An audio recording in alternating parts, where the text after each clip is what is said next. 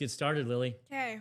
Welcome to another podcast of Reviving the American Family. I'm your host, Zach, and we got a special guest today. She's usually running the show and behind the scenes, but we got Lily Grady. Hello, everyone. Lily, do you want to introduce yourself a little bit more? I'm Lily. I really like politics. I also do have my own social media on TikTok if you want to go support me. Yeah, go ahead and tell them what your tag name or whatever it is. I think it's Weirdo Core. Weirdo Core? Let me check. Oh, that's a strange name. Well, it's People should be able to find it though, so that's good. Yeah. The weirder, the more they'll remember. It's Weirdo Core Space. Space, like Yeah. not a space, but like SPACE. Yeah. Okay. I have about 1,000 followers. So I'm All right. really proud of No bragging. No bragging. that. I All want to right. be able to go on YouTube eventually, but I want to get a little more followers. And then you can bring them all over to YouTube with Yeah. you Say, go over to my YouTube channel if you want more videos. and teach us how to do it. Yeah. Okay. Well, we wanted to have Lily on to be able to go over some of her experience with school and homeschooling and what her thoughts are on it. Just to give you a little bit of a background, at least kind of my stance or thoughts on homeschooling. So my wife's been wanting to homeschool for like 5 years, almost since the time we moved here. No, she wanted to homeschool around when she made it obvious to me. It was like around 4th grade. She noticed I was getting bullied a lot. She offered it. I said no.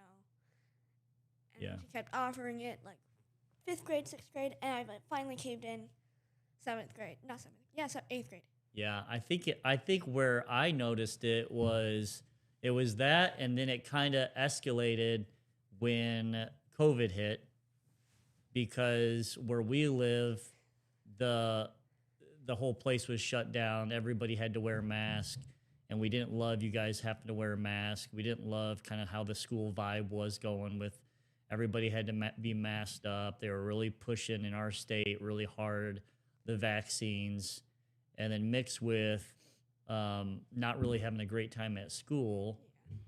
April, my wife was pushing it. I was pretty resistant to it.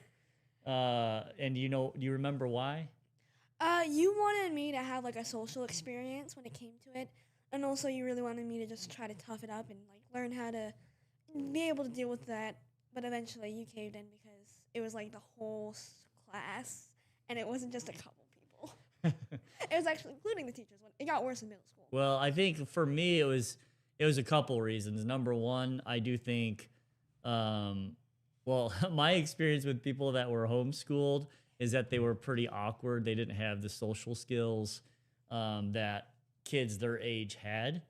But since Lily, I was definitely felt more comfortable with it because Lily had been going through school for, many years, and this is actually her 8th grade year. So she's going to be going into high school, and she's not going to homeschool in high school unless she wants to. But yeah. I think she just wanted to do it this year because it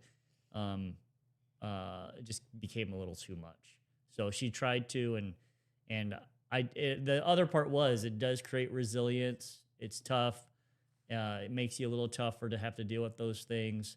I think Lily has that, but the other part was I didn't really want it affecting her confidence and who she was as a person, as a daughter of our Heavenly Father, and have her, feel comfortable with that and that, she's loved and cared about. So just became a little bit too much, right? Yeah, it was constant. It got worse in middle school having the teachers because I had an IEP in school, so I needed a little more extra help, and they were not providing me the extra help I needed. One teacher did. We'll actually shout her out. That teacher, I'm not going to say Well, she knows, yeah, she knows who she is. Yeah. She that one teacher really helped me out. She was my extra help teacher. She helped me out, but when it came to the other teachers, they would just like either just give me the answer or like put me with a smart kid instead of like having the smart kid help me out. They would just expect the smart kid to like do all the work for me and not point out how I'm not doing anything. And that would also be part of the self-esteem thing. Because then I noticed how like I felt dumb. And it wasn't dumbness, it's just I learned differently. I learned a little differently, and they weren't able to help me with that difference. Yeah. Yeah, it wasn't that you're dumb, but it was maybe the other kid maybe was doing more than what you were doing. They would get frustrated with that, and then it kind of the I Yeah. think the strategy behind that really wasn't working for you or for your classmates. Yeah, in the mind, it might sound smart. Oh, put her with the smart kid, well, not the smart kid. Put her with the kid that understands it better. The kid will be able to teach her.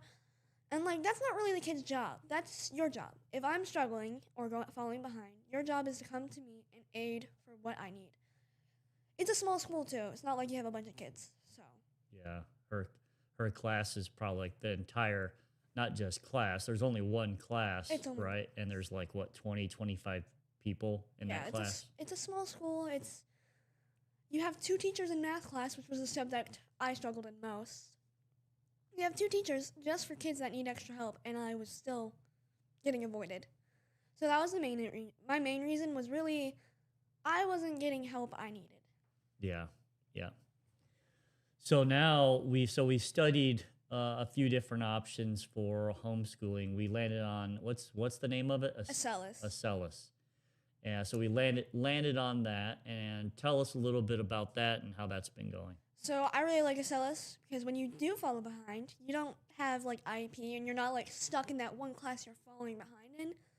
They put you in the subject, that only subject you were stuck on, and you keep doing that subject until you get it right. Are you able to pick the classes for homeschooling, or how did that work? So they have the one class you got to pick was language, and my mom picked Spanish for me because there's other languages that weren't very useful.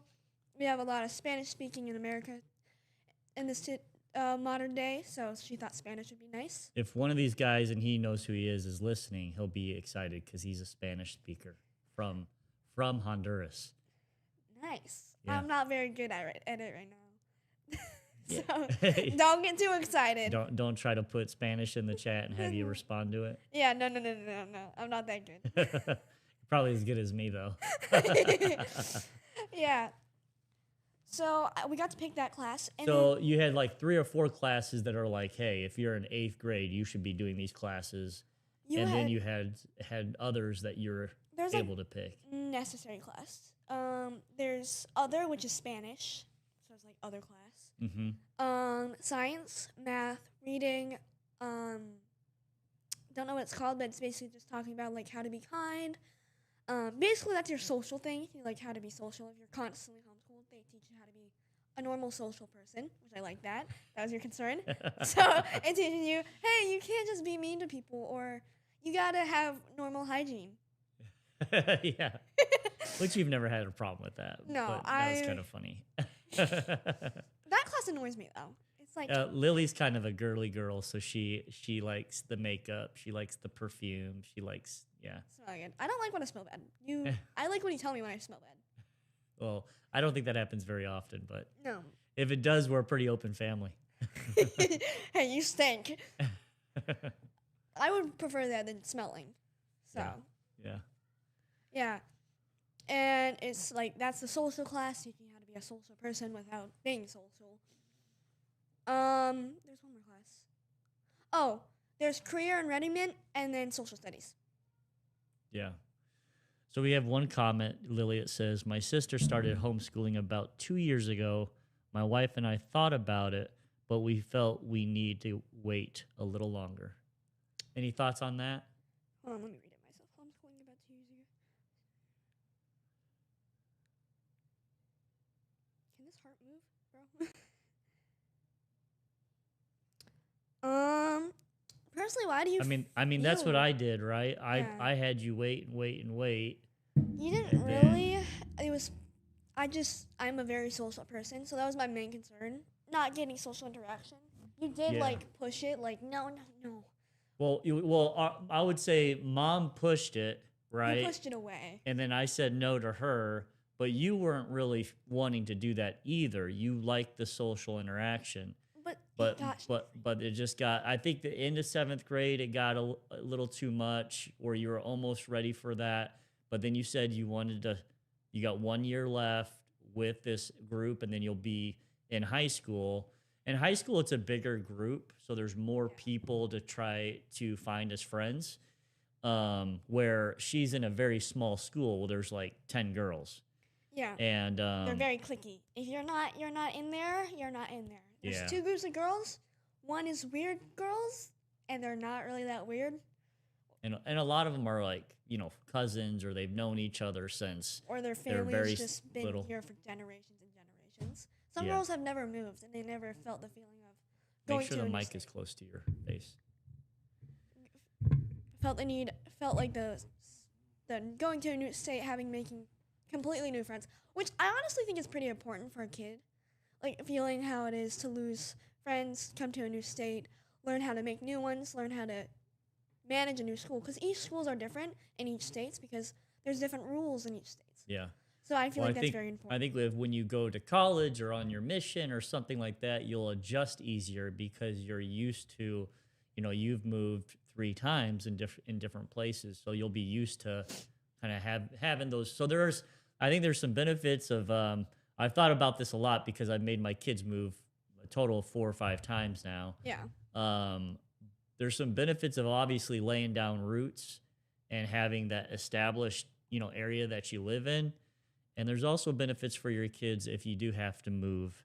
And it's something that I've kind of worried about, but I do see some of the positives. We have one of our daughters on a mission now, and she's done really well with not, you know, adjusting. She's gotten homesick a little bit. Which is normal. She's all and the way on the other side of the world. Yeah, but she's like the change. She's like the culture. There's just, you know, she has a little moments every once in a while. But I do think having to move, make new friends, get new areas, and she's the oldest, so she's had to do it the most. No, she's the youngest in her group. No, she's the oldest in our family where we've Oh, had to move. I thought she was. Yeah, so I think that it has definitely helped. Yeah. So you've got, how many classes are you taking right now? There's, I think, about 5 or 6. 5 or 6. So what name your classes? Science, math, social studies, career and readiness, the feelings one. I don't know what to call it. Does that even count as a class, a feelings class? You have tests on it. Half the time I fail those because Oh, great. not half the time. I get like a B, which I'm like really upset about. I'm like, so sometimes I just throw in what's not to do. Oh, the old not to do instead of what to do. I'm like, yo, 3 of these I don't feel like you should do. Yeah. When someone's yelling at you, when someone's bullying, what do you do? Ignore them. Yeah. Be kind to them. Or yell at them back. Yell at them back. Oh, I get that wrong.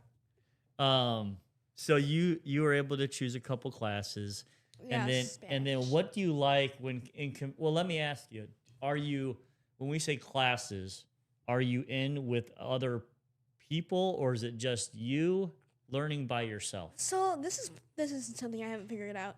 You're competing with other kids. You get points and you also have a streak if you're like, some kids do this for school. It's like for school and it's like an extra thing you do, but sometimes it is also a homeschool thing, so you can compete with kids for points. I get so aggressive with that. Well, they that's don't good. even know. Every time there's this one person that got above me, I was like, that's mine.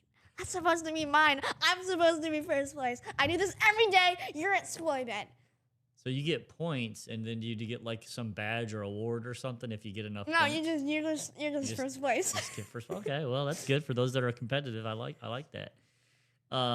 So you do have a little bit of interaction there. Yeah. I think one of the good things for Lily, one of the reasons why I was hesitant about it, and you know, I didn't know anything about homeschooling, admittedly, but I knew I didn't have the time to really dedicate and like teach you.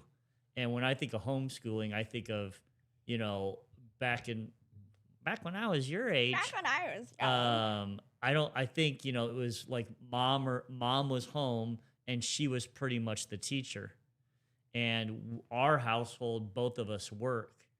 And I, you know, with trying to balance everything, I was worried about that. But tell us a little bit about that and how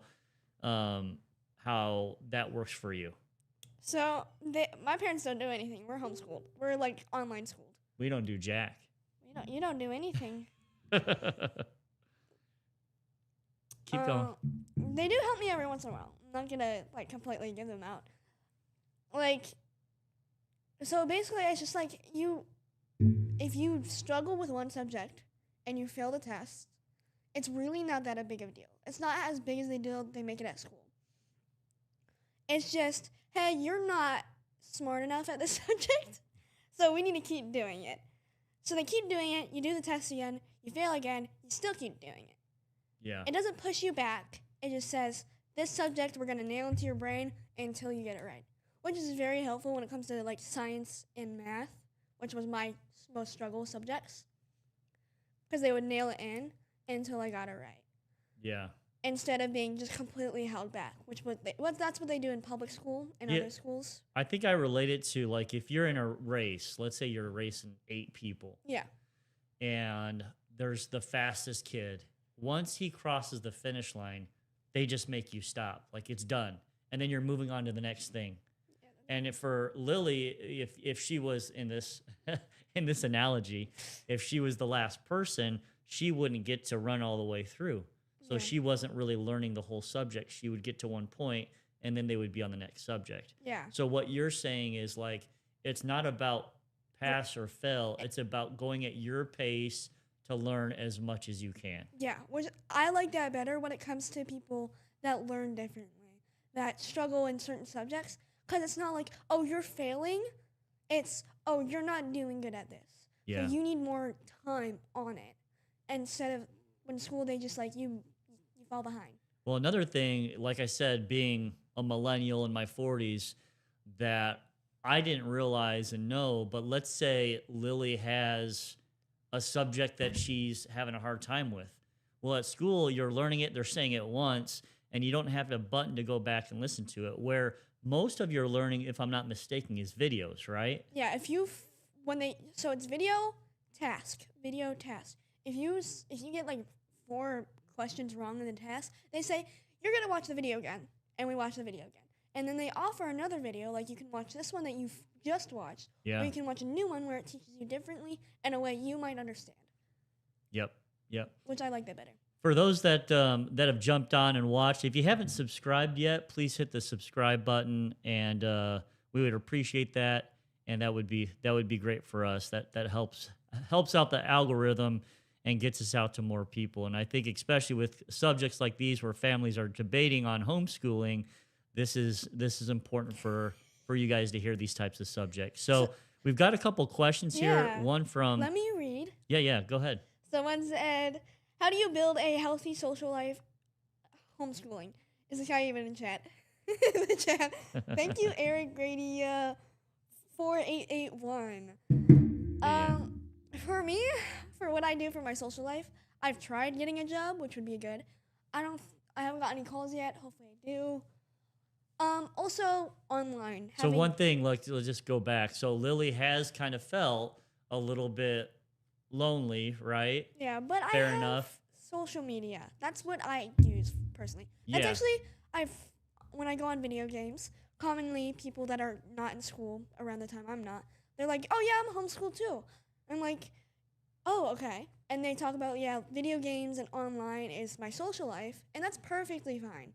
I guess there's a point, like, you can't be on it 24/7, but that's how most homeschooled kids get their social interaction, because that's what they have nowadays. They didn't have that back then, and it was just, oh, you're screwed. Yeah. Well, Lily also, and every kid's a little bit different. Lily, I would say, has a talent for public speaking, teaching. She teaches at our church a lot. So she's got a lot of like talents in that arena. So I would also just say every person's going to be a little bit different. If your child is super shy, which Lily isn't, then I would say, you might have to look at that differently. But Lily doesn't struggle with that. Now, she does want that social interaction, which she gets. She did apply to a bunch of places here in where we live, and but she's very young. She's only 14, so it's probably going to be a little bit tough. But the other thing that she does is that she does a lot of social media. She does the TikTok. She does, what other stuff do you do? I play Roblox VC, voice chat. Yeah. And then I play VR chat, which that one's probably the best when it comes to teenagers. Don't recommend that for kids, teenagers. Yeah. Yeah. Yeah. Yeah. Because Be you, careful stuff. yeah, VR chat is like you do have like a body, you have an avatar, and you can play as that avatar. You have arms, you can move around. I like that a lot because it feels like you're actually in it. So you can actually have real social interactions with the social anxiety and stuff like that, and having restraint. Yeah. Yep. Oh, look, I got a question. This one's for me, not for you, Lily. So Chris just asked, Zach, what's one thing you wish you knew before transitioning your family into homeschooling? Well, I think the biggest thing for me, Chris, is I didn't realize, or I didn't, again, I thought about it kind of the old school way of mom having to take a lot of time out of her day, or dad to be able to do it. And I just did not have that time. And I worried that that would get pushed off on me, and it would not be a good balance of school slash, jobs and those types of things. So I was worried that it put more stress on the family, more stress on the marriage. And I sometimes can snap at people, and how I would be with my kids with all that. So sincerely, I was a little bit worried about that. But what I didn't realize is that they have videos, which I should have known. I mean, it's 2025 here, but they have videos. And Lily, if she doesn't understand it, 2026. 2026. Sorry, you got me. So you can go in and you can just press that button, and you can listen to that over and over and over again until you get it. So I think that was probably when I realized that, it made me feel a lot more comfortable. Now, honestly, I didn't know it until When we started. we actually made the decision and started, and were able to get into it. But and I assume that every homeschool site is different. We use, I think it's Acellus, Yeah. and we've been really happy about it. I know there's other ones out there that people use, and they like it too. But I can only just tell you, Acellus has been really good. Yeah. I think it's based in Kansas City and so forth. So Yeah. Fun Yeah. fact. so April said, this is mom says, it's online Ooh. private school now. They get credits and they can graduate with a diploma. So I think that's also pretty cool. Some of them don't have that option, so you kind of have to shop around. But if you want to look at Acellus, that's been really good. We skipped Lauren's question. Why don't you go ahead and read that? Where is Sorry, Lauren. Lauren.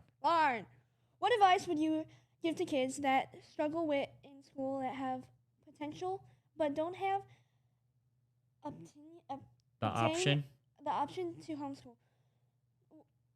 What self-talk has helped you mostly? So it's two questions, right? Yeah.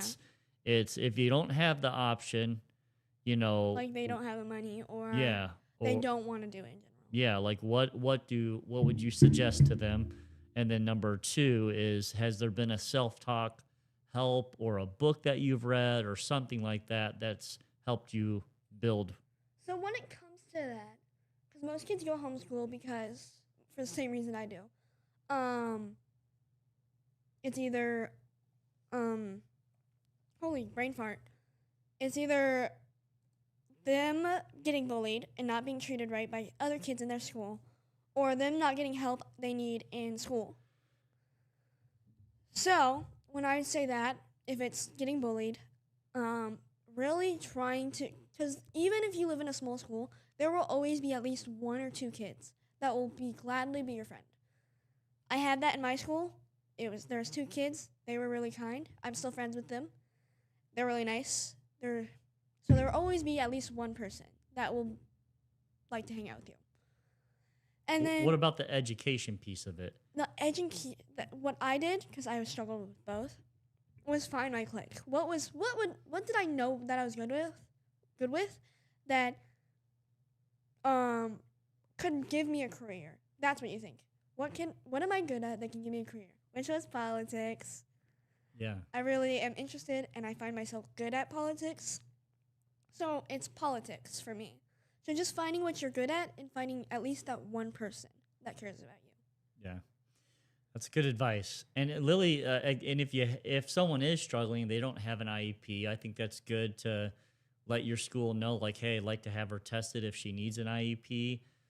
Lily actually originally got her IEP when she was like 3 or 4, I didn't even know what it was. and Like, it was I didn't get to because go in it was special because class. of a speech impediment, Yeah. and she had the weirdest speech impediment. I've never heard Rolled it. my T's, right? You would well CHs. I think you would like church. Yeah, you would roll your CHs. So, Chris, being Spanish, is really good at rolling his R's. But Chris, can you roll your CHs? I can still do it. Church. Yeah, you were amazing at it before. Hi, April Grady 6806. That's my mom. Yep. Oh, we have someone from TikTok, my TikTok channel. Hello, it's Alistair from TikTok. Woo woo. Yay! Welcome to the thing. Alistair, if you have not subscribed, you've got to subscribe. Please, por favor.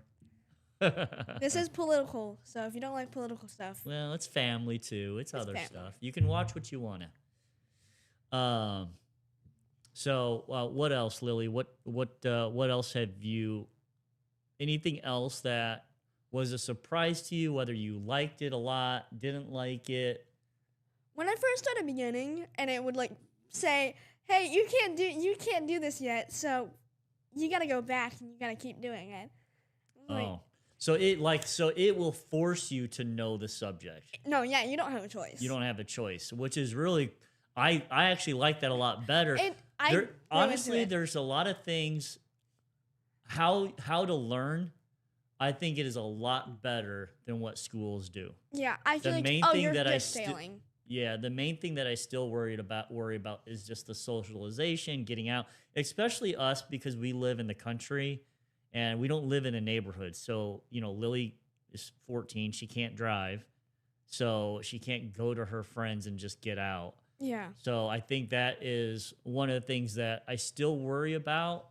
I just don't want her to be lonely, but I actually think the learning experience is way better.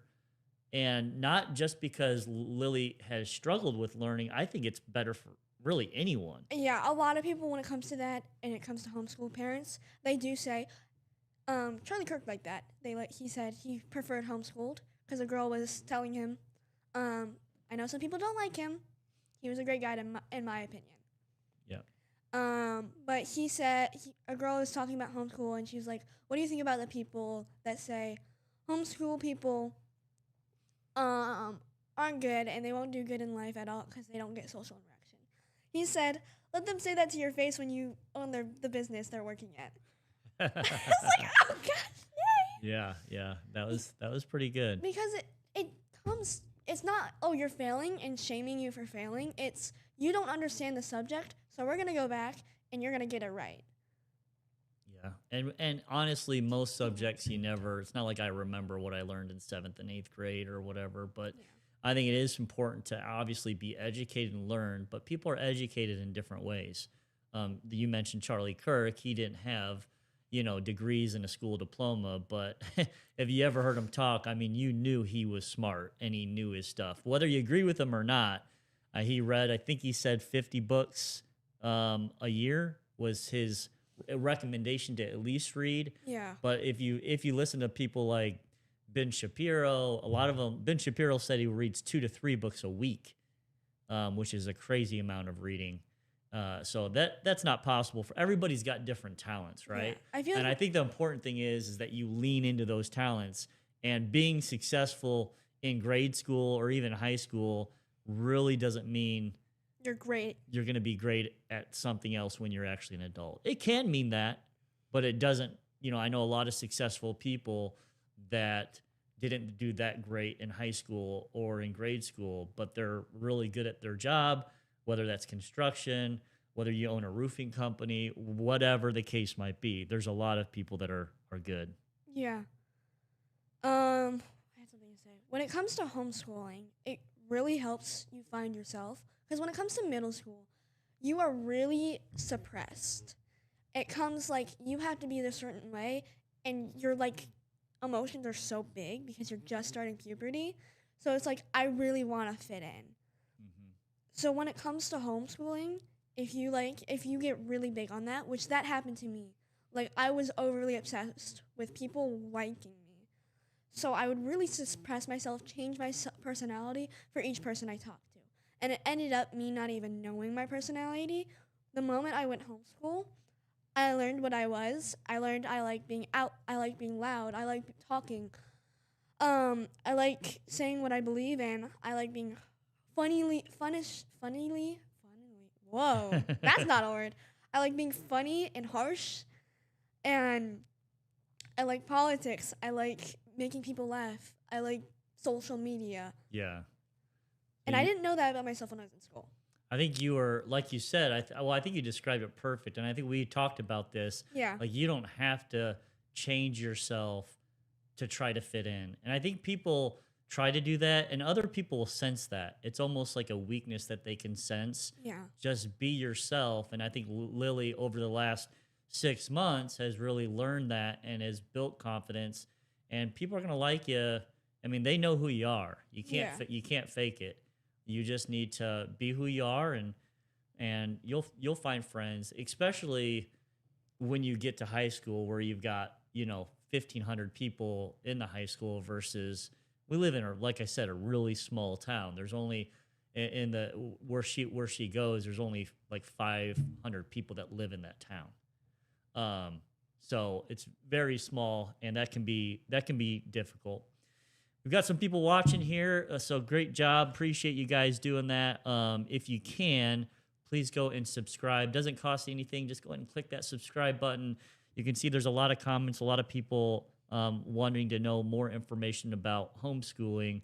But I do recommend that, and I can't believe I'm saying it.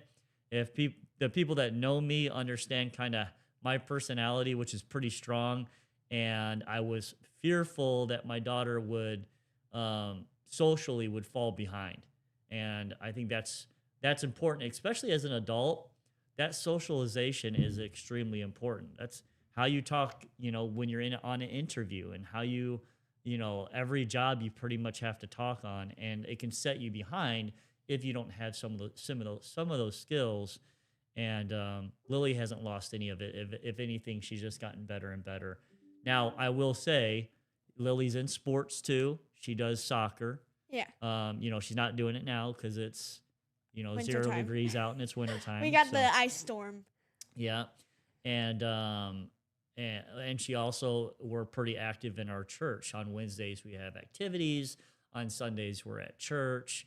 And Lily is one of the leaders at church within the young women. So that all helps too, being active in your group. Yeah, I feel like it's very important to be active.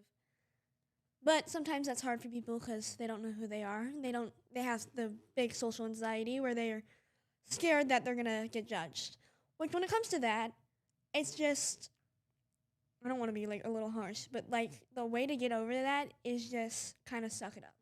Yeah. I don't want, that might sound harsh because a lot of people do have social anxiety to the point where it comes hard where they speak first. They have someone speak to them and then they speak. I feel like that can be very harmful though sometimes because then you want to say something but you're too scared because you haven't been spoken to. Right. So I say sometimes you gotta, of course I've never had really bad social anxiety where it's like I need to wait for someone to speak to me. It's always been like I can be the person that speaks to you. Yeah. So maybe I might be wrong on this, but I feel like it is, you gotta kind of say I have it, but there's only one way to get over it, which is talk to someone. Yeah. Yep.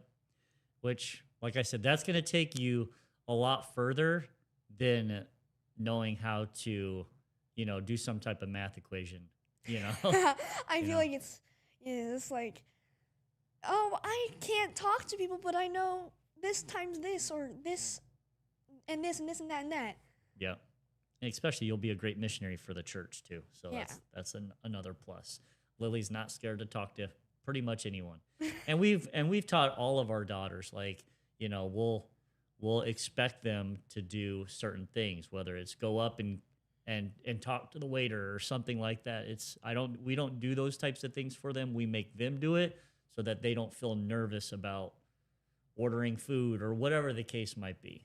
So I think each person needs to have their own voice and the more you can teach your kids that, the more independent they'll be. And when they're ready to be an adult, it's not a failure to launch situation. So, Yeah. anything else, Lily, that you think is important to know?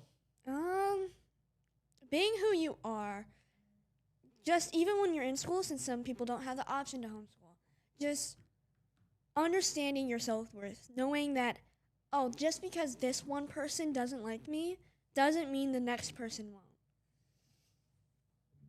What? It doesn't mean the next person won't. Because when it comes to that mindset, I've had that mindset. Where it's like, oh, they don't like me. That means no one else will like me. Yeah. It's like, no, don't do that. Don't do that. Because then they won't like you. Because then you have that self-esteem that they don't like you. Just say, hey, they don't like my food. Because when it comes to food, treat yourself like your food. You are a plate of food. Let's say spaghetti. Someone doesn't like spaghetti. You're not going to get mad at them for not liking spaghetti. You're just going to give it to some person that does like spaghetti. Yep. Cool. So it's just like knowing if someone doesn't like you, that means you're just not their type of food. Yep. That's right. That's right. All right. Well, we've talked quite a bit about homeschooling, so I don't see that there's any more questions on that. We got a lot of people commenting, so Lily, you can look at the comments. A lot of people support you, so that's really good. And I think that's another thing. Like, we have a pretty large family, we have a good support network, and that's always nice to have that, to be able to cheer other people on. And group texts, our family's big on that. We do group texts, and we're always rooting for, my nephews, my nieces. They're rooting for Lily and those types of things. So, all right. So Lily's gonna stay. We're gonna talk about the next subject, which is pretty intense. But she likes politics. I like politics. She mentioned that. So we didn't really force this on her. Me and April talk politics all the time. It's pretty much our hobby. But they never really involved politics into my life. Some people say, oh, your parents are... I had someone... This was on my old account on my iPad.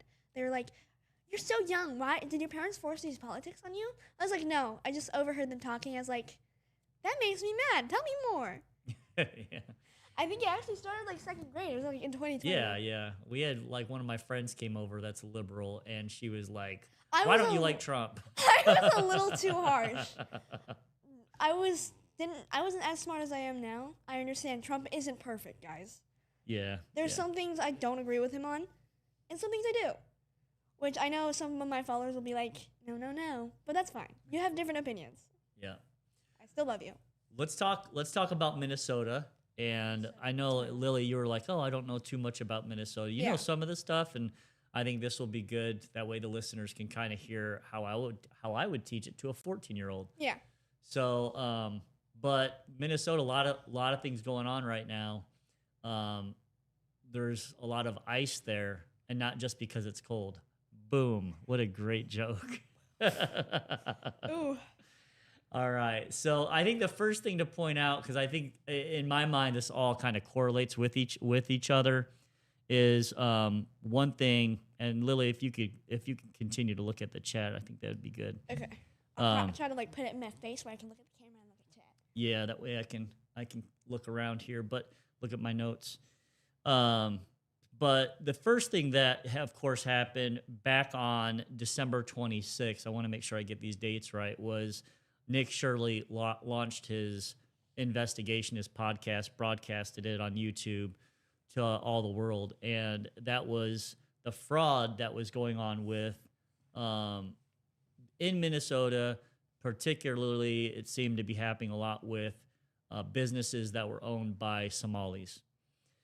And he really was showing that. And he had really two podcasts that came out. One was more surrounding the issues that were going on with the daycares, that basically bunch of Somali-owned daycares. What's Somali? Somalia is a country in Africa. Okay. So these people were immigrants from there, came there, and now have these businesses, but seem like there's something wrong. The businesses were getting a bunch of federal grants, so money from the government.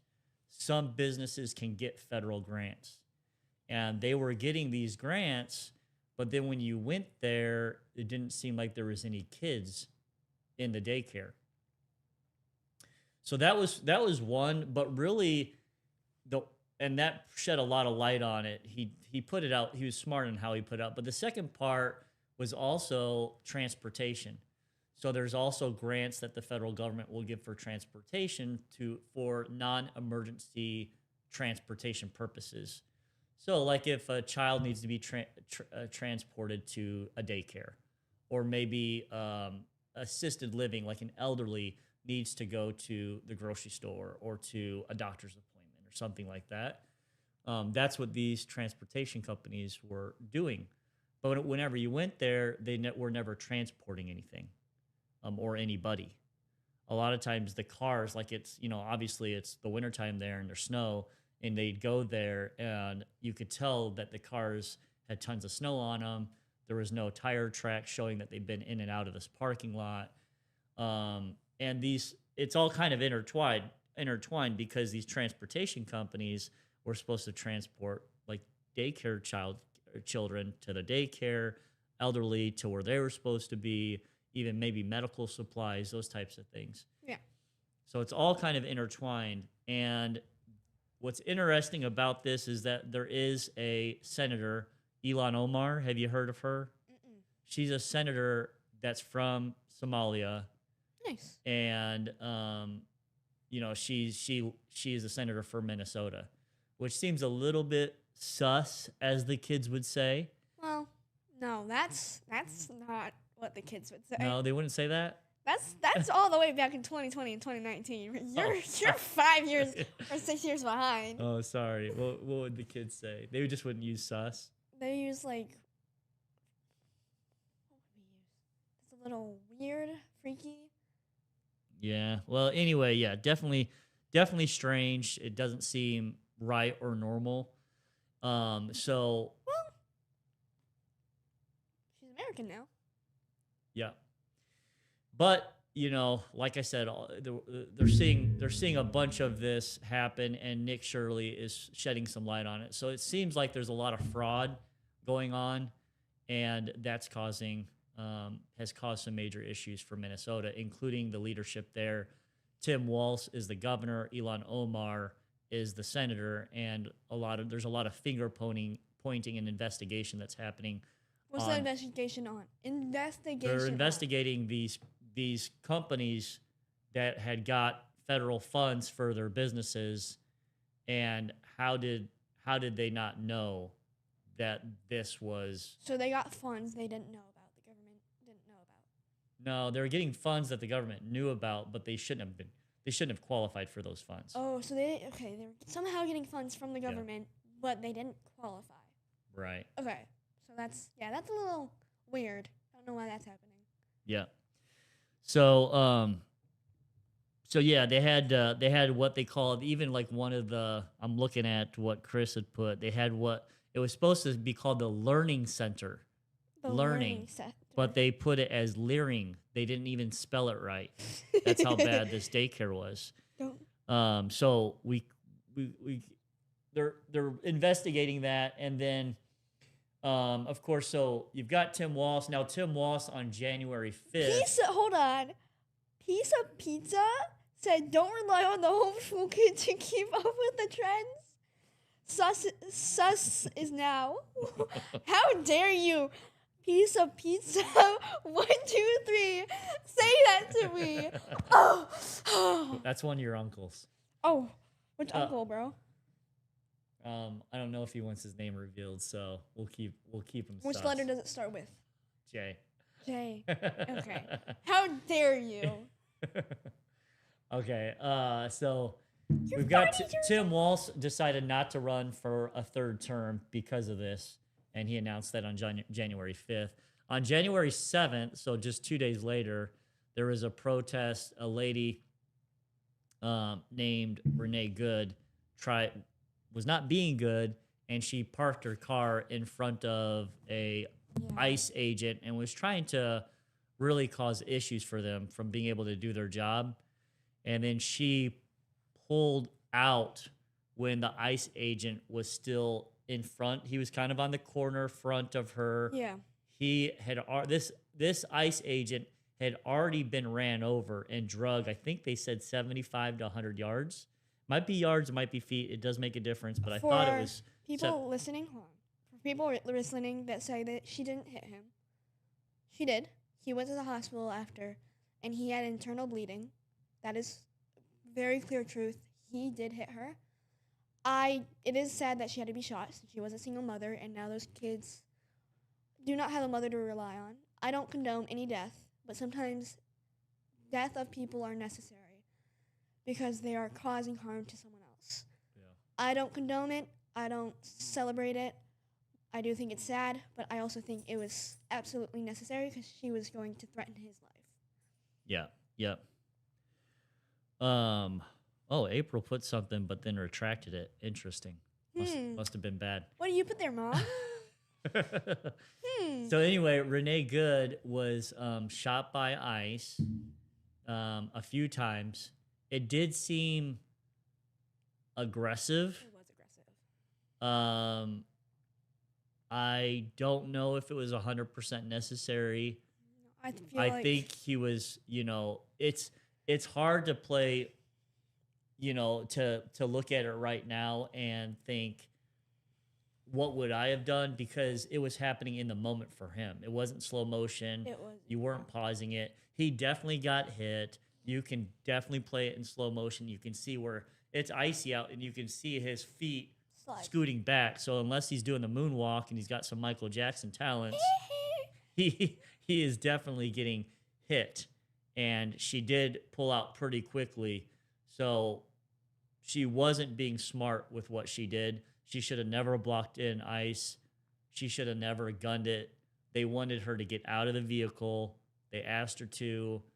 Her spouse, her lesbian spouse, tried to antagonize the cops at the same time. So there's a lot of things going on. And yes, they are trained and they need to be trained. And if you ask me, they're trained very well. I do know one of my buddies of mine is Border Patrol, and he went through the training process with me. So it's not like these guys, some people say, oh, these guys are ex-military and they're just thrown into this and they're not really trained. That's not true. Yeah, I know ICE officer personally. He is one of my best friend's dad. Not going to give any too much information about that to keep him safe because they have had incidents where he was followed home, license plate was taken a picture of and posted online. They harassed him, and he was outside of the job. They just recognized him from. That's why they cover their face, because they're put in danger. Yeah. They show their face. Yeah. But yeah, he explains a lot to me because I had some confusions and I listened to both sides of the political party. I listened to the right and I listened to the left. I talk to the right and I talk to the left, and I come to the conclusion in the middle usually. And he has told me factual information about ICE because he works there himself. He knows all the policies. So, yeah. I know quite a bit about that. And when I don't, I just ask him because he works there. Yeah. So, the state of Minnesota is a mess right now. And one of the reasons why Minneapolis, specifically Minneapolis, is a mess is because their mayor, I think his name is Frey, if I'm not mistaken, and then their governor, Tim Walz, has got this designated as a sanctuary state, and they've told their police officers to stand down. So the police officers aren't there to kind of keep these protesters, these antagonizers at bay. And I don't really want to even call them protesters because they get pretty violent. They're not really doing what normal protesting would be, and we'll get into that here in a bit. But it has escalated even more. So Alex Preddy is the guy that got shot a few days ago on January 24th. I did not like that one. That one was unnecessary. Well, hold on. Let's go over it step by step. So, number one, when you first see him, he is in the road, and he's in the road, and they're blowing their little whistles, and you're supposed, if you protest, you can protest on the sidewalk in a public area, but you're not supposed to be able to impede traffic. You're Yeah. not supposed to be on a road. How did he get in the middle? So How did the woman and him get in the middle of the road? they walk there. They walk. Yeah, Okay. I don't know what else to tell you, but they walked there. They parked their cars, and they walked into the road. And they were trying to impede what the ICE was trying to do, which is there's certain people in certain areas, the ICE will go to their address, and they'll find these people, take them out that aren't supposed to be there. Generally speaking, they're looking for criminals with a criminal background, but there's, if for example, let's say I had a criminal background and ICE came here and can't you take you and away. you weren't supposed to go, or no, I'm sorry, and you were my daughter and you were illegal also, they would take everybody. You're illegal, you're coming with them because you're not supposed to be Yeah. here anyway. Also, So there's people that are being removed they do because Can I say one Yeah. thing real quick? They do target most of the time criminals, but also there's other ways they find out illegal immigrants. This is from the person I know personally that is a ICE officer. okay, He was explaining it to me because I thought they were going off race and just looking at someone's skin color and the way they spoke and said, "Yeah, we're taking you," but that's not right. Most of the time, so what do they do? they are told by people. There's some, I think it's like ice.com something, and they have people report to them saying, "Hey, I know this person or I suspect this person." That's why some people are detained and released because they end up being told by someone that isn't like a legal officer, or someone legal, just someone randomly knows and suspects that someone's illegal. Yeah, someone could just call up someone and say, "Hey, so and so lives by me. I think he might be illegal." They They come get check there, they check them, and then they're like, "No, this person's fine, right?" Fine, this person has papers, person has background online, and he's allowed to be here. That's why some people that are speak different or look different are put in detained and then released. They're not going off the way you look. They're going off what people are saying. Yeah. Yep. Okay. That's why some of them are released. I know some people got confused. I got confused. But there's that. Yep. So going back to Alex Preddy, so he was in the road. You see a recording of an ICE officer that's kind of has his hand on his stomach / chest area and is pushing him back. Not hard, and he's not resisting either. He's moving back with the police, with the ICE officer. They get to the curb where he's pushing him back out of the road. I believe there's 2 women, and the ICE officer is pepper spraying the woman, and he's trying to. Prevent the It woman looks from- like Alex is trying to prevent, the woman. or let's say he's trying to prevent any of this from occurring. That's what And maybe he's got people are a saying. maybe he's got a good heart about it. Maybe he's just saying, "Okay, that's enough. Let me get in between. I'm That's the a guy." woman. But either way, this is an officer of the law, and he's detaining someone and trying to get him to get back, and he's trying to get in the middle of it. Yeah. And then the ICE officer turns to him and starts to spray him. And I would, in my opinion, this ICE officer, and again, I don't know what happened before Before. all this. So he could have been being really aggressive. I don't know. But from what I can see in this moment, He was being gentle. he seems like he's met with more force than what like he's giving out. So that was a little unfortunate because I think it escalated in a way where it didn't need to escalate. I don't think he needed to be shot and killed. But then here's where it's like I put a lot of the fault on him, right? Okay. He all of a sudden, the officer takes him to the ground, and the right thing to do would have just go limp. Just go limp and go to the ground. You're not going to get out of this. Get cuffed, and whatever needs to happen is going to happen at that point. Especially Alex knew he was carrying a pistol with multiple magazines. I think he had one in the gun, and then They he took had that away from and then he had another. Not immediately though. I know. A bunch of ICE officers, I think like 5 to 8 officers surround him, are trying to get him to the ground, and he's kind of on all fours, and he's resisting arrest. So that's another mistake. His first mistake. So no, that's like his second or third mistake because he shouldn't have been in the road. He shouldn't have been trying to impede on an investigation. He shouldn't have got in between the officer and someone else. And then he shouldn't have, once the officer got him on the ground, he should have just laid on his stomach and let him cuff him. But he fought. Now, he had a gun on him. That's not illegal. You're allowed to have that. He was licensed to have, he was permitted to conceal carry. That's what he was doing. But there is, is it legal? Yes. Is it stupid? Absolutely. Yeah, why especially are you bringing a gun to protest? That's supposed to be peaceful. Especially if you're going to confront an officer and push back on him and then fight. And when I say fight, I should clarify that if you're going to resist the arrest and they're going to get you on your stomach and you're resisting all that, you probably shouldn't fight with the police officer, or not the police officer, but the ICE officer. You should go limp, maybe let them know that you have a pistol, and you'll be safe. So there's a safer way to do this than what he was doing, and it was just stupid. A lot of people will compare this to Kyle Rittenhouse. I'm not going to go into that with you because that's before your time, but yeah, I don't know about but that. I think it's not really a fair comparison. But both of them, was it legal for Kyle Rittenhouse to have his gun with him? Yes. Was it stupid for an 18-year-old to have it? And I also think, like, what was his parents thinking? I think he was 18, 19 years old.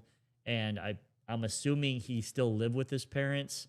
And I couldn't imagine, like, if my 18-year-old was going outside with a gun to a protest, I would say, what are you doing, you idiot? Yeah, especially that he's still kind of teenager-ish.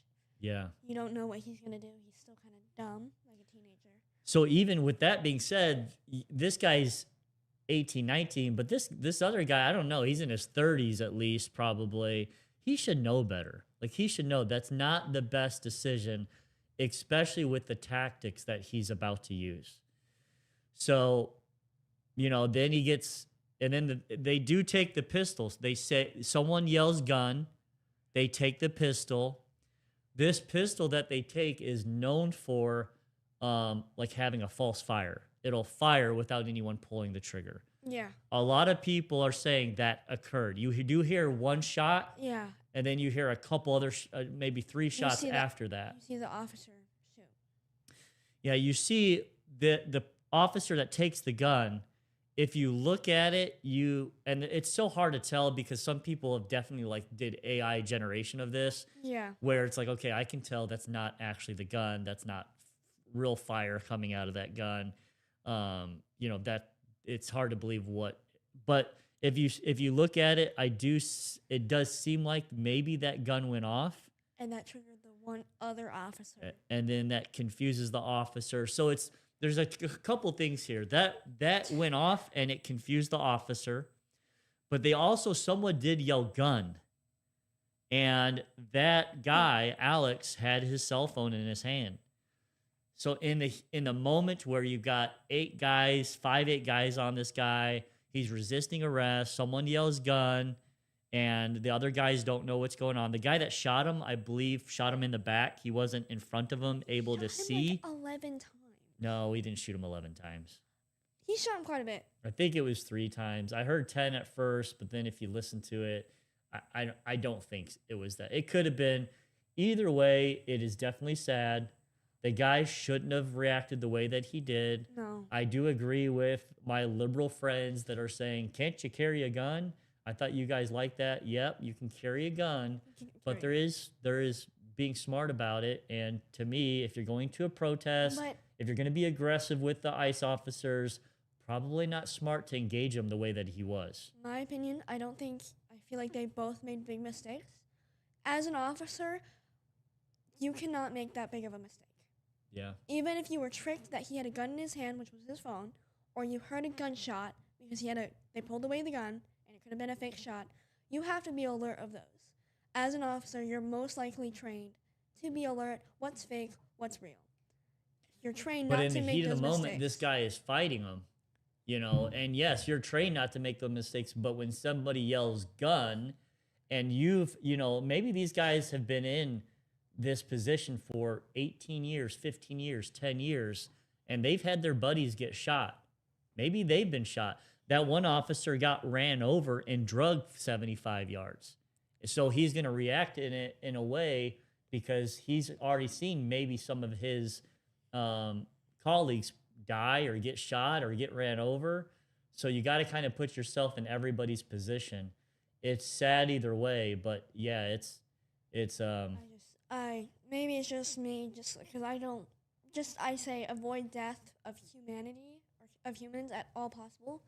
So when it comes to someone getting killed, and I believe it's not righteous or justified, I just as an officer, I feel like you should have that capability to tell what's fake, what's not, and understand.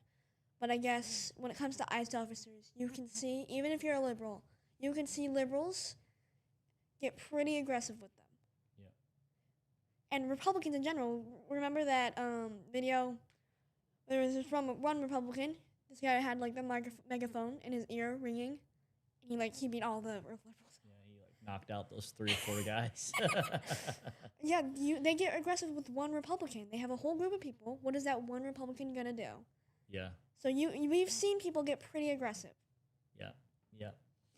All right, let's move on. It's kind of the same. We're still in Minnesota here, but we're going to talk about these protests. Now, when you think of a protest, Lily, what do you visually think of?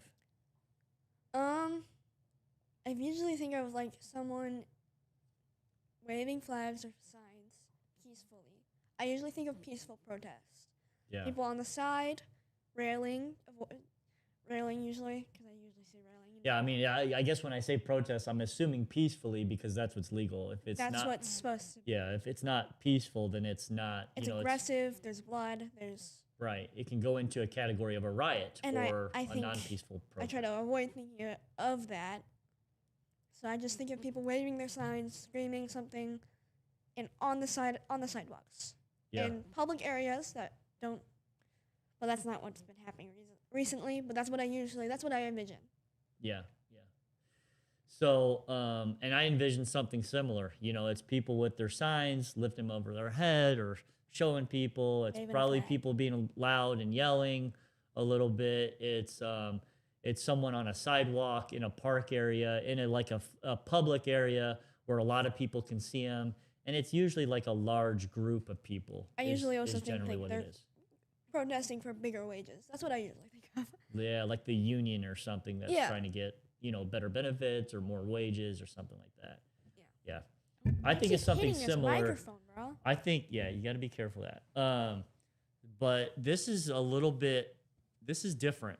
So let me explain to you what they're doing. So these people that are protesting ICE, and just so you know, this is happening in Minnesota, but it's not really happening, especially to this extent, in any other state. So you have to wonder why. And it's not there's 22,000, I believe, ICE officers. So you kind of have to look at, why is this happening in Minnesota? Well, I would go back to Tim Walz. Hold on. Someone said something about the guy that I think is interesting. My thoughts. It was Chris. How can he comply after being pepper sprayed? He was on all fours dealing with the spray. Also, there was 5 to 7 guys around him beating him up. ICE, something I can't read because the stupid heart is in the way. ICE escalated and mishandled the situation. Yeah. Yeah, I definitely agree that ICE escalated and mishandled the situation. Yeah. But I also think if I knew that I had a pistol on my back, I would be scared at this point that something bad's going to happen. And I would at least let them know, hands up. And I would say, I've got a pistol. I have a license to carry on my back. I mean, a lot of times that's what you're that's a smart thing to do. I don't know if you have to do that. Maybe in some states you do. But if you get pulled over by the police and you have a gun on you, a lot of people will say, just to let you know, officer, I do have a gun on my side. That way, if they accidentally see that gun, they don't think, oh my gosh, this guy's got a gun. And that can cause an officer to react in a certain way. So I agree with a lot of that. I just think if I got pepper sprayed and the ICE officers started to wrestle me, especially 5 or 6 of them, really, you're not going to go to the ground. I mean, the dude was, definitely giving up a good fight or giving a good fight Yeah. here. And why not just go to the ground? I could maybe see what Chris is saying by saying, hey, he's got pepper spray in his eyes and he's agitated and he's probably trying to get it out of his eyes or whatever. But I would still say you brought a gun, to a gunfight. And at this point, these officers have guns. And if they see that, they might react in a certain way. It just seems really stupid to me. Yeah. Not illegal. Not Not illegal. illegal. Just really, really. We're not saying don't a do bunch it. of a bunch of bad decisions, and the ICE officers, in my opinion, and I said this from the very start, they definitely escalated it. I think when I looked at how he was spraying them, I mean, he seemed like he sprayed them with pepper spray for like 5 seconds or so. I didn't really count it, but it seemed like an exaggerated amount of time, and that seemed pretty ridiculous to me. Yeah. Okay, let's go back to that. I just saw that and I thought that So- was interesting. Yep. And then, so it's interesting to think, like, Lily, like all these states, every state has ICE officers in it. And actually, if you look at the amount of ICE officers in each state per capita, the I think ranked, like Texas has the most, right? Yeah. And I think California has quite a bit. They're big states and they're border states, so they're going to have the most. Minnesota is actually a border state also, but it's Canada, and there's not as many people coming through there. So it's important to. I saw you laugh, and Ashley wants to know your hair routine. So I have a certain haircut that makes it look this way, and also a bonnet.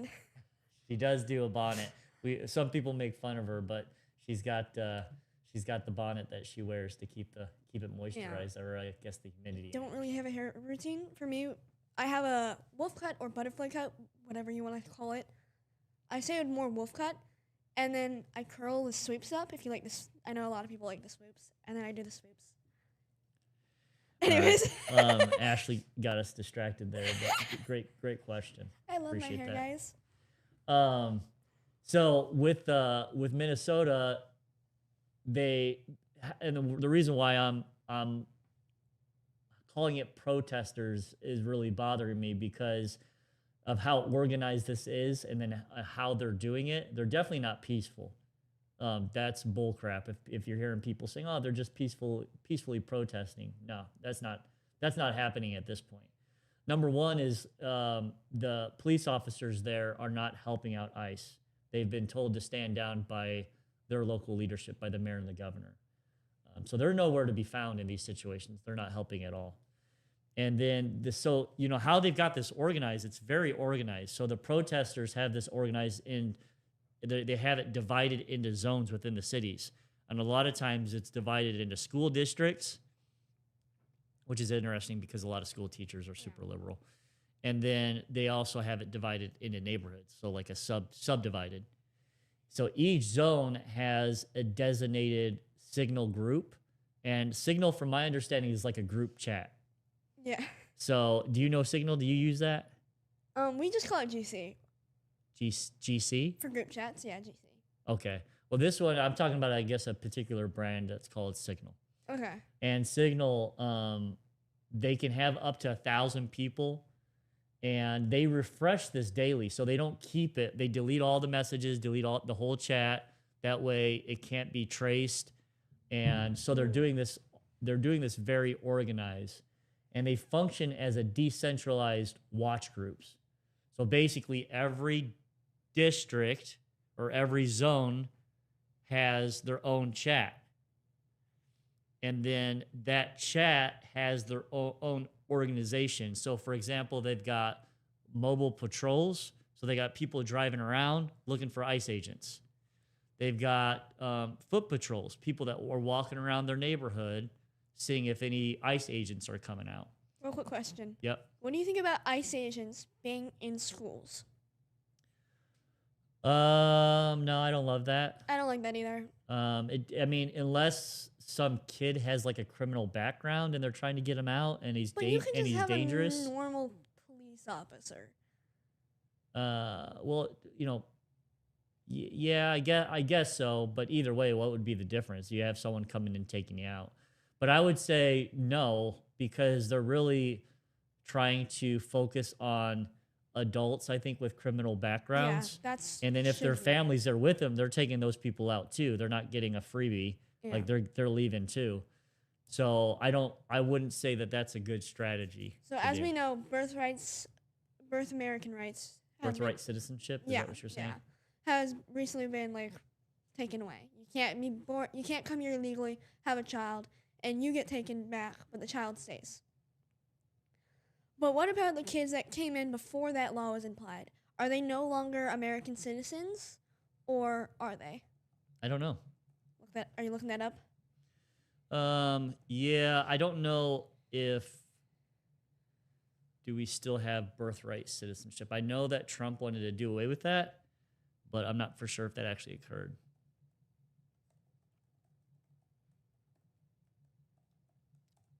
April Grady 6806 said they have people that save access to the license plate database. Only a handful of government employees have access to that. Yeah, the birthright citizenship, I think that's going to the Supreme Court, so I don't know if that's actually passed yet. Okay, But so I'm not 100% on that I quite feel like that's quite yet. So I don't want to say yes or no. Um, Chris might know a little bit better, so if he knows, he can respond in the chat.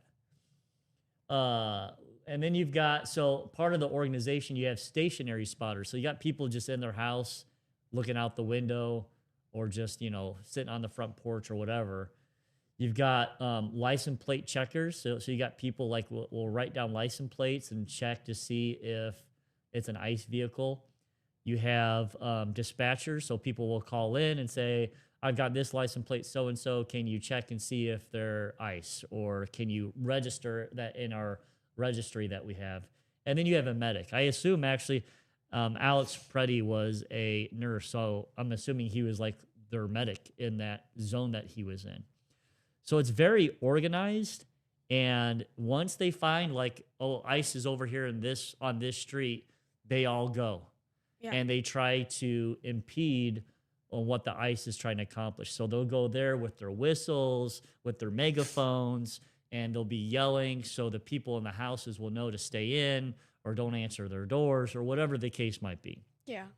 So they are impeding on investigations and what a federal officer is trying to do.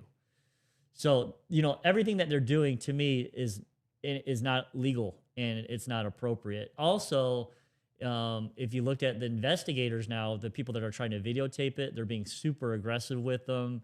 They're chasing them out. There's death threats with, if you look at James O'Keefe and also Nick Shirley and many others, they're accusing just normal people that are walking down the street, or maybe people that are there to, as independent press to record it. They will chase them away. They'll claim that they're ICE. They'll follow them all over the neighborhood and the cities and try to chase them out. So they're very, very aggressive, and it's become dangerous. They're even attacking ICE officers. So there's many videos now of an ICE officer with a bloody hand. You can see one with a bloody face that he got objects thrown at him. Some people are saying it's a brick or it was ice that they're throwing at ICE. But either way, they're being way too aggressive. It's not peaceful protesting. Yeah. Hold on, I'm looking something up real quick. They go by this like military acronym that they call SALUTE. SALUTE stands for size of unit. So if they find someone, they're going to say, we've got 4 ICE officers. And so they're telling them what the size is. The second thing that they do is they say the activity, that they're driving, down here and they're doing X, Y, and Z. So the next part of salute would be location, the L. The fourth part is uniform. They'll even say what their uniforms are and what they look like. The T in salute stands for time. It's, they'll say it's 3:40 and we're at this location. Come here, as quickly as possible. And then they'll tell them what equipment they have, or what car are they in, if it's a F-150 and, those types of things. Okay. So that's something that they're doing to be able to communicate with the protesters, which are really just agitators that are trying to Yeah. keep ICE officers from doing their job. What about how ICE officers don't now need a warrant to investigate? What about ICE officers not needing a warrant to Yeah, they investigate? no longer need warrants to investigate. I I I wonder. I don't know what that exactly means. So a lot of times when you have a warrant, you'll say, "Okay, I have a warrant to come into this house and Yeah. search the house." They don't need that anymore. They can just come and say, "Hey, I'm going to investigate," and they don't have to have. And you have to let them in. Yeah, I don't love that. I don't like that either. If that's true, let's get some fact checkers on that. Yeah, let's please. But I don't know if that's true. I haven't heard that. That would be interesting. And no, I don't like that as an idea of forcefully going into someone's home Yeah. that they may own. If they're legal, they own it. If they're illegal, they probably don't own it. But the other thing, Lily, is they have, and I think April had put this, they have people that have access to the license plate database. Only a handful of government employees have access to that. So I think that's the DMV, that's police officers, and federal agents have access to that. So it seems like somehow they are getting information about license plates and being able to run them, which is another scary thing because that means it's as deep as it's in the government. So if you have some local liberal person that maybe works at the DMV, are they also using that to be able to help out with these protesters and identifying vehicles? So some of the things that they're doing, of course, we've talked about this. They will trail, which means they'll drive behind ICE officers and they'll follow them to the locations. Yeah, that's not good. They'll block traffic. They're not supposed to be in the roads. That's illegal. They'll directly confront ICE officers, which is really dumb, especially when they're doing something. They're walking down the road and eating lunch. That's different than, hey, I'm trying to walk into a house to arrest someone, and I've got a whole bunch of people that are getting in my way and not allowing me to walk unless I use force. Yeah. Which is similar to what happened to Alex Preddy, I believe. Yeah. And then they're impeding the investigation. So a lot of that is illegal. Yeah. Whether it's a misdemeanor or a felony is another question, but either way, it's illegal. Yeah. There was this one video I saw. This was an old one because they had the old uniforms where they were just wearing black suits, not black suits, black uniforms with a black chest plate vest, and then black mask to cover their face for safety. He comes up, and to people that were like he was getting honked at, he was getting yelled at. They're throwing stuff at his car. He rolls up to a protester that's recording the ICE officer car. Mm-hmm. I've seen this one. Yeah, he says, "We're trying to arrest a sex. Am I allowed to say that? Sex offender. Yeah, sex offender." Yeah. And she they kind of go quiet, but still at the same time talk back. Yeah. I was like, you can't defend that. Well, I think and a lot of these people, you look at some of these people that should not be here, and they do horrible things sometimes. Obviously, there's a lot of really good immigrants. Yeah. And there's a lot of good illegal immigrants that want better for their family. And I don't blame them, but I also don't blame myself by saying, hey, you've got to come in the right way. We need to know who you are. We need to make sure that the United States wants you as a citizen, as someone that's in their country. We've got to do all the background checks. We also have to you can't just let everybody in. The United States can't handle it. It will cause things like a housing crisis. It will make the prices of homes go way up because of supply and demand. Yeah. So there's a lot of direct and indirect issues that could happen because of illegal immigration. And then the other question is, Lily, is like, how is all this getting funded? I mean, they are obviously funded somehow. You've got people that are there that they have like training books. They have like books and guides that have been printed out. It's most likely charity. That's what I'm suspecting. like they're doing fundraisers. They're like saying, "Come to this to support this." Well, a lot of these things actually, Lily, it's usually like pretty wealthy individuals or it's organizations that are funding them. So if you look right now, it's really hard to figure out where the funding's coming from. But there's people like Bill O'Reilly that's pointing to this guy named Neville Singman, and he's based out of China. He's an American, but he lives in, I think, China right now. You don't like. There's also indivisible twin cities. So the twin cities are in Minnesota. There's also something called Hopewell Fund, and then there's the George Soros Open Society. So they're getting funding somehow. It's probably multiple institutions that are funding them, and we just got to be careful of those types of things and be aware of them. So we know how to fight back against them. Really, the government needs to be aware and make sure it's all happening. The things that if you're funding someone that's going to do something illegal, then those funds should be illegal. Yeah.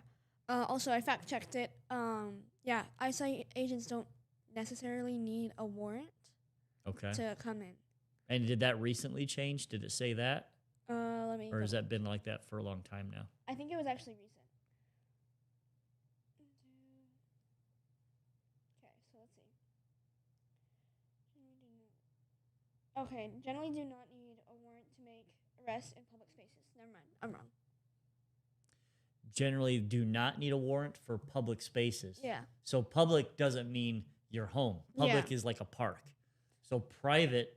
So your question should be, do they need a warrant to enter into a private space? Yeah. Or a residential home would be a better question. Because I think with you saying that, people are thinking, can they really just enter into someone's house without a warrant? Yeah, no. I would guess that they still have to have a warrant. I would be pretty surprised. Yeah, no. Yep, it says, however, to enter a private home or non-public workspace place, they need a judicial warrant signed by a judge. A judicial warrant. Judicial warrant signed by a judge or voluntarily consent from the owner. Yep. So, like, owner of the home or place. Yeah. So they can't. I got that information was wrong. That I heard. We accept your apology. I didn't say sorry. I was lied to. Liar. Goes to show, don't trust everything you see.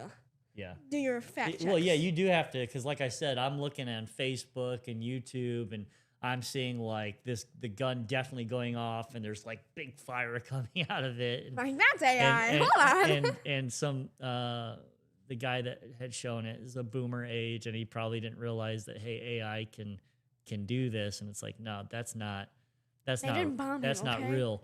But I have seen it in slow-mo, and it does look like to me that it's going off, but I don't know. Hard to tell. So right now, what the end game is, I don't know. I do know that Trump has replaced the leader over ICE with Tom Homan. He's bringing him in to run things right now, and so it seems like maybe Trump is not comfortable with what's happening. Yeah, no. And I don't know. I don't blame him though. I don't know exactly what that means, because Tom Homan is pretty tough with illegal immigration, but maybe there's a right way and a wrong way. And I think that the hardest part is that there's no police officers there to support ICE, so they're having to do it all on their own, and that is not normal.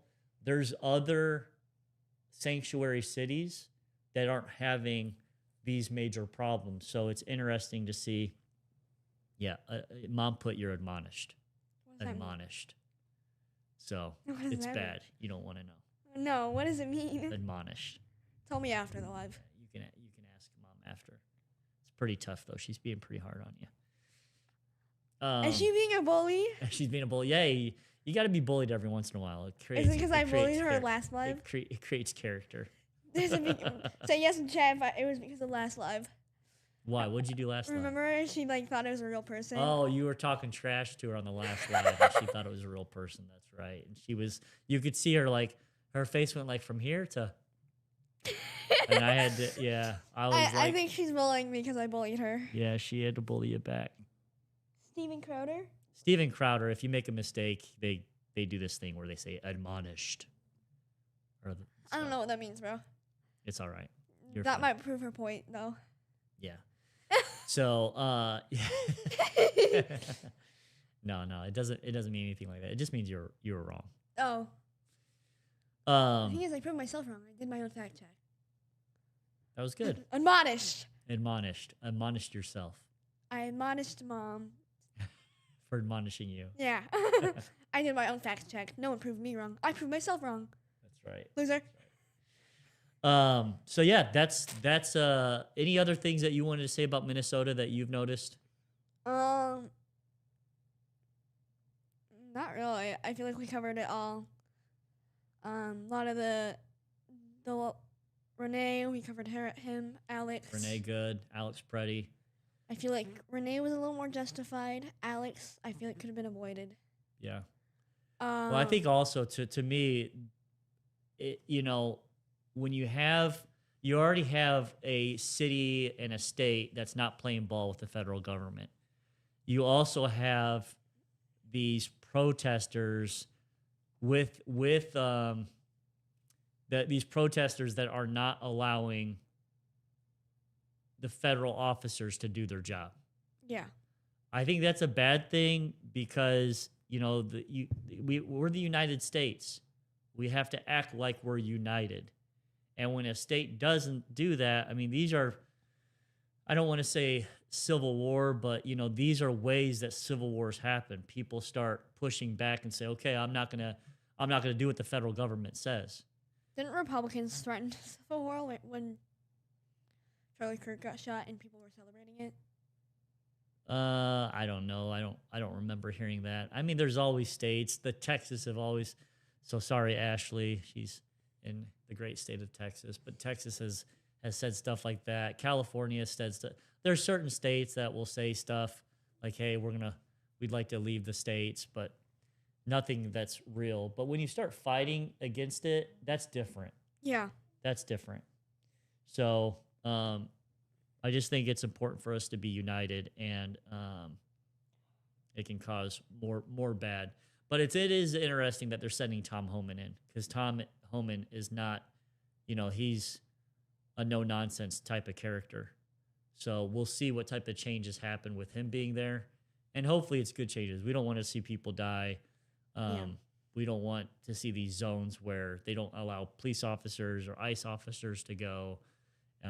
If someone's here illegal, especially if they're a previous criminal, they need to get out. All right. Well, that's our podcast for today. We appreciate you guys being on and listening. All the comments. We had a lot of great comments. Last thought. Hold on. Last thought. Last thought. Yeah, Lily, you get last thought. That lamp is crooked and uncentered and is bothering. The lamp. The lamp in your background. Okay. Well, you can't see it. Well, maybe you can see it crooked. No, you can't see it crooked on the. Yeah, but I can. So. All right. Anyways. Well, that's the last thought, guys. Thanks. Have a good night. Bye.